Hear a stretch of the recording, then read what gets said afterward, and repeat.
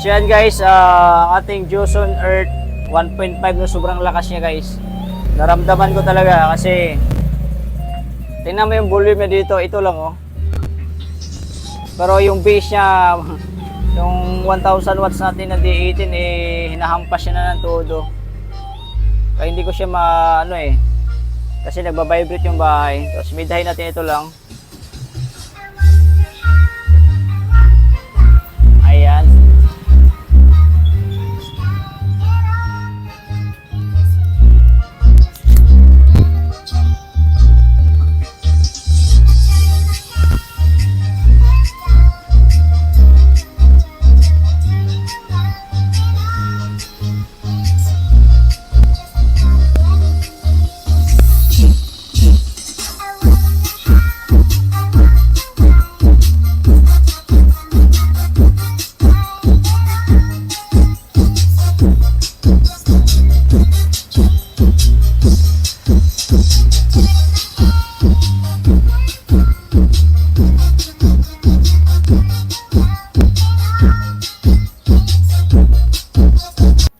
Share na guys, binaba ng ating Joson Earth 1.5.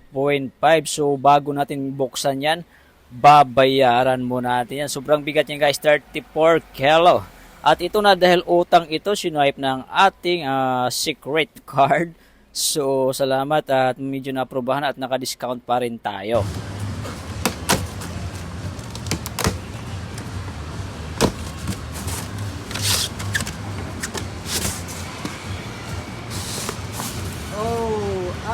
Sakto lang.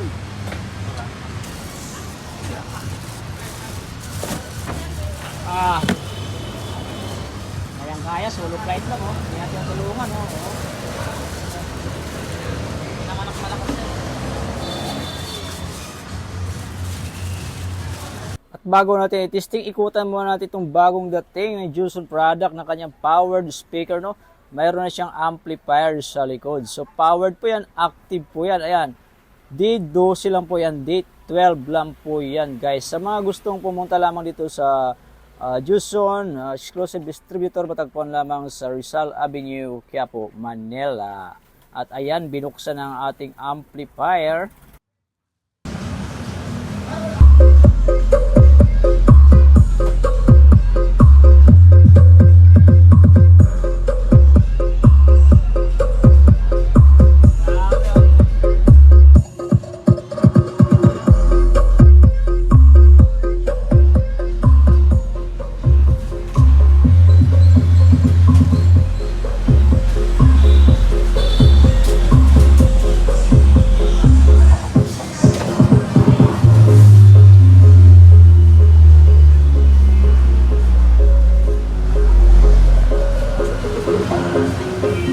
Ilang watts yun? 2,000?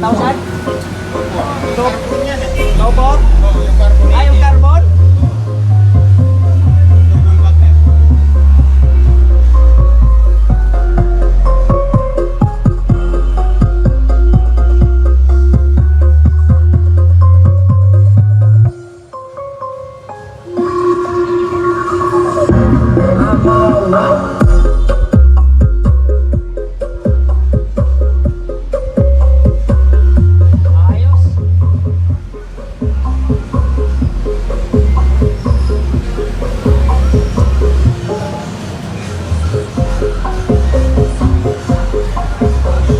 So yung binugo natin sa lalamog mo, ganun na tayo mag-stop test.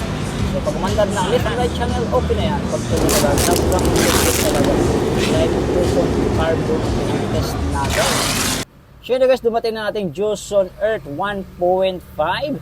Sa mga nagtatanong kung ano mga user natin dito, mayroon tayong 1.5.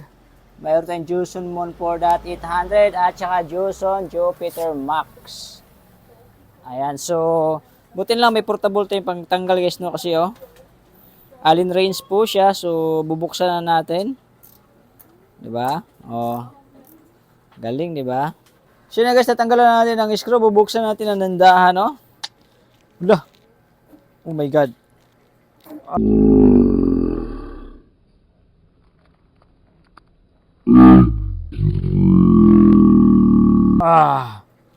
Oh, grabe yung laki na transformer. Oh,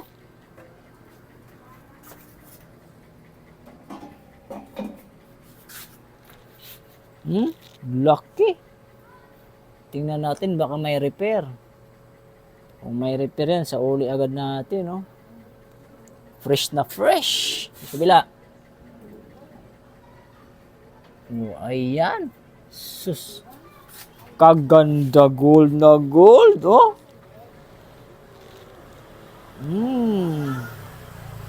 Laki rin ang capacitor, oh. 12 pirasong, lalaki pala, maliit lang sa mga video, pero laki pala nito. Ayan, oh. Parang sinadya, oh. Laki. Tapos ang taas. Kaya pala sobrang bigat nito, guys. Punong-puno, oh. Oh. Loaded na loaded. Lagyan natin ng flash. Alam kong late na tayo nito dahil late na tayo nakabili nito. So, bibigyan ko kayo ng malinaw na laman ng Joson Earth 1.5. So, ito yung heatsink niya, no? Gold. Alright. Ito yung mga ano ba to? MOSFET transistor ba tawag yan, eh, no? Diode ata yan, eh. May signal, eh. So, ito yung mga power transistor na ginamit niya. Ilang piraso to? 1, 2, 3, 4, 5, 6, 7, 8, 9. So, 9 pairs. Kung talagang 9 ba, bibilangin natin syempre ang kanyang resistor. Okay. 1, 2, 3, 4, 5, 6, 7, 8, 9. So, ibig sabihin, legit na 9 pair. Okay? So, 9 sa taas, siyempre 9 din sa ilalim, so 18 pair per channel. Automatic yan. So, ang kanyang ginamit na transistor dito, guys, is, tingnan natin kung ano. So, kitang-kita sa camera, NGW0302G, SPP07. Sa mga nagtatanong bakit Joson Earth 1.5 ang binili ko para sa aking subwoofer, mamaya sasagutin ko yan instead of Joson na 2.0. So, sa kabila, tingnan natin kung parehas ba yung code. So, bilangin ulit natin. 1, 2, 3, 4, 5, 6, 7, 8, 9. 1, 2, 3, 4, 5, 6, 7, 8, 9. So, parehas. Tingnan natin kung parehas kung NGW. So, sa kabila ay meron siyang NGW02 81, SPP17. So, magkaiba sila. No? So, hindi naman natin masabi kung original to ang ginamit or China dahil wala naman tayong alam nito. Pero sa palagay ko, original to dahil ang ganda ng pagkadali, guys. Oh, bagong-bago pa yung hinawakan ko, basa pa, oh. Ayan, oh. Kita nyo, hinawakan ko, dumikit pa sa kamay ko, oh. Yung thermal paste niya. So, wala pang alikabok. So, ang kanyang capacitor, tingnan natin kung ilang voltahe. So, hindi natin makikita, no? Saan na naman kaya ito nila tinago, guys? Ayun. So, mayroon tayong nakikita dito. Ito na. So, kitang-kita yung 100 volts. Ayan. Yung UF na lang makikita natin, mayroon doong 10,000 UF. 10,000 UF. So, kitang-kita. 100 volt, 10,000 UF, 4812 pieces. Ang kanyang board, guys, gold na gold talaga. Ang ganda nito. Kaya ko ito pinili, guys, dahil organisado ang wiring nito, guys, eh. Tingnan nyo. Ang lalaki na mga resistor na ginamit, guys, oh. Kala nyo maliit yan, oh. Parang kalingkingan ko yan, guys, oh. Laki. Tapos yung apat na yun, meron din siyang ganyan. Nakikita natin to sa original na krill. Apat na yung ganyan niya. Sa iba, guys, walang ganyan. May dalawa. Ito yung relay niya ata to sa switch. So, tapos ito, ano to? Ah, sa fuse to. Galing. May fuse. Ito, fuse to, guys. Sa AC fuse to. Okay, tapos ito yung sa mga input tsaka output niya na board. So, lilinawin natin. Class H amplifier po ito. Wala po tayong makitang mga pang-class din amplifier, no? SMD. Ah, dito, guys, may SMD siya. So, ang Joson Earth 1.5 ay may SMD. Ayan o. Kaya malakas to guys. So iba ayaw gumamit ng SMD dahil mahirap daw ito ayusin. Tingnan natin kung parang baka may mga pumuputok yan guys oh. Alam nyo guys, itong SMD guys. So meron naman to sa laptop, no? So madali naman to ayusin kung may parts kang makukuha at diagram. So ngayon dahil wala, dalhin mo lang siya sa Joson World Electronics Service Center na matatagpuan sa Rizal Avenue, Quiapo, Manila. Okay? So, kahit ganto-ganto lang to siya guys. Naka-SMD pala. Alam niyo na kung SMD, malakas. Kasi yung Joson, ano natin, may SMD din yon, yung power supply niya.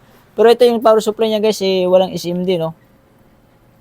So, okay na okay yung supply nito dahil hindi naka-SMD parts. Tapos pagdating sa kanyang mga bridge diode, meron siyang 4. Madalas nakikita natin 2 lang. Pero siya mayroong 4 na malalaki. Ayun, oh. 1, 2, 3, 4. Tapos may heatsink na malapad.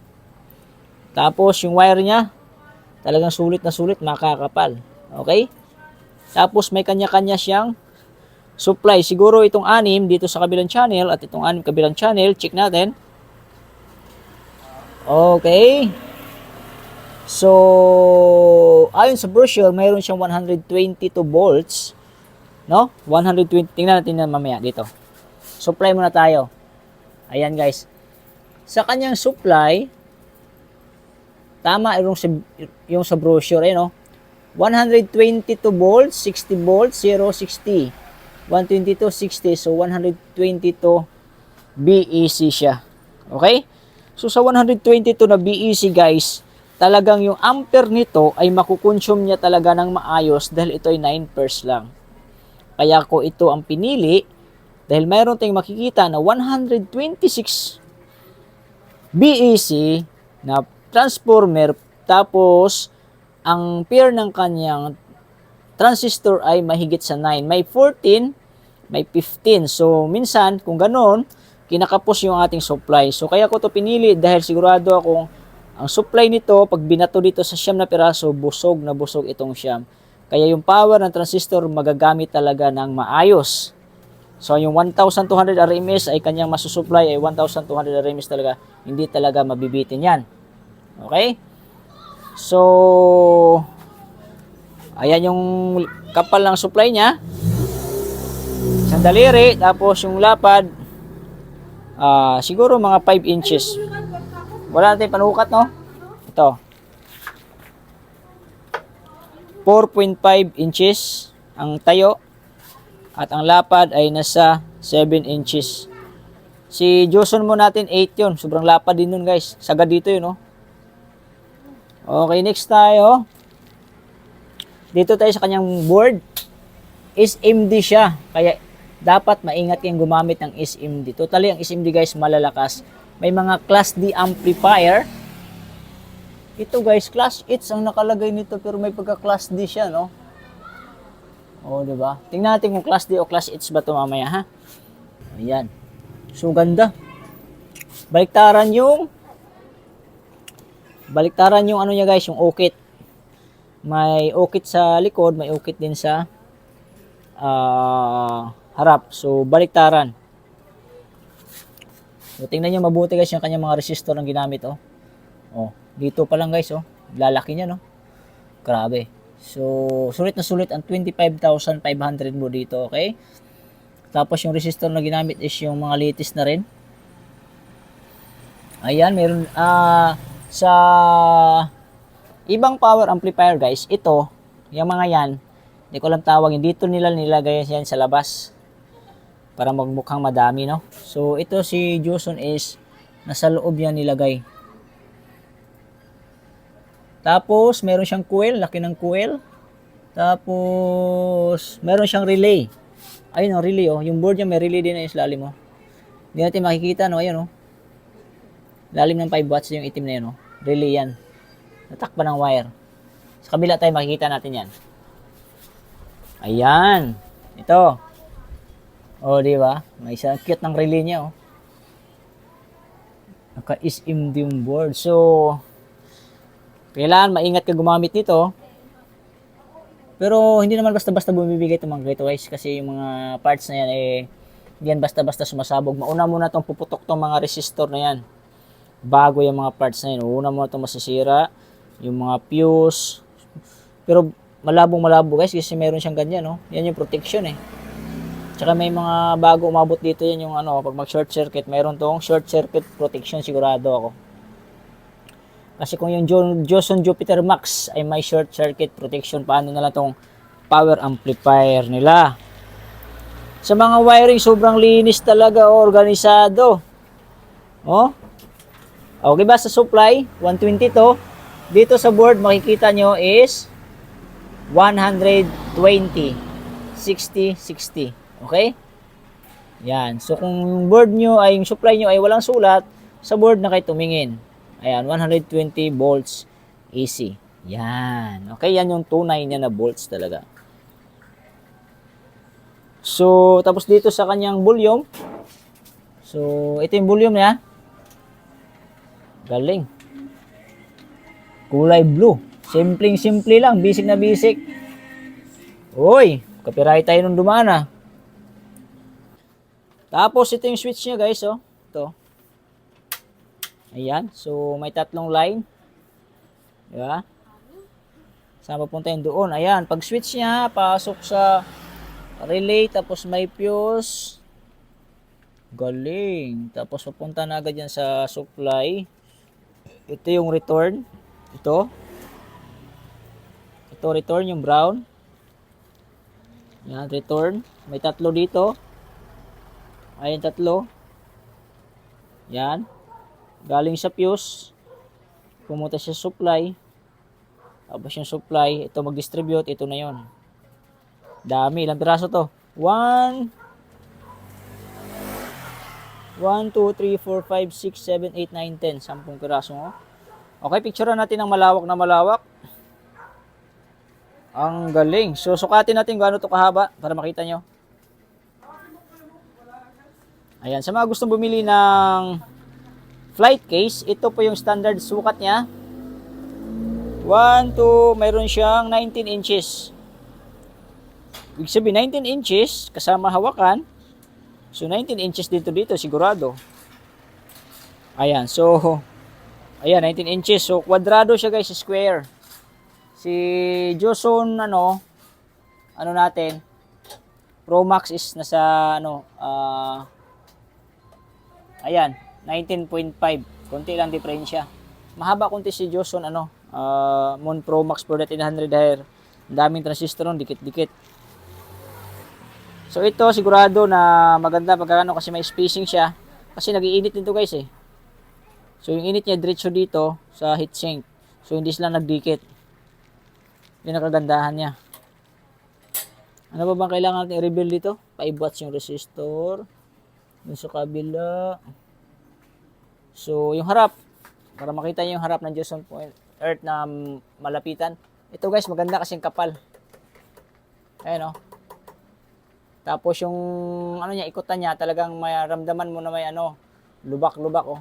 So, maganda. Yan. Joson Earth 1.5 Professional Power Amplifier. Ito lang yung harap niya, napakasimple lang. May limiter siya guys, left and right.